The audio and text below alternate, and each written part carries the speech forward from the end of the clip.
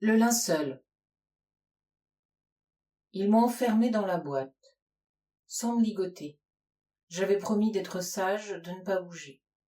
Leur chef avait souri, réfléchi quelques secondes, puis, d'un signe de tête, donné son autorisation. Après, ils posèrent soigneusement le couvercle pour le clouer. Chaque pointe chantait à sa manière sous le marteau. La troisième, par exemple, grinça sous la torsion, et je me mis à penser à certaines dentitions qui ne supportent pas ce son sans début ni fin, un son venu d'un indéfini toujours surprenant.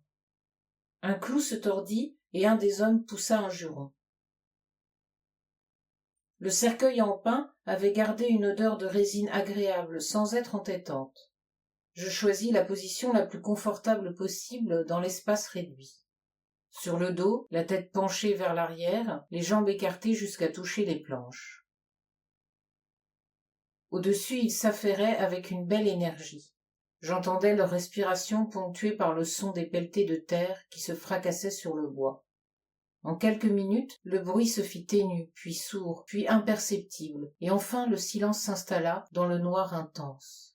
Et c'est seulement à cet instant précis que je pris conscience de ma triste existence comme de sa fin très proche.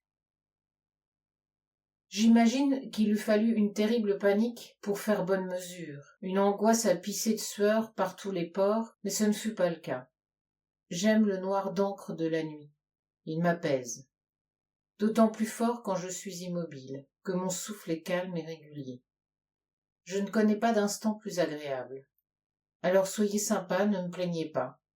Et quoi qu'il en soit, attendez d'abord de savoir pourquoi les méchants m'ont enterré vivant. On aurait dû lui tirer une balle dans la tête, ça me semblait plus simple. Et pourquoi le faire? En fait, je sais pas trop.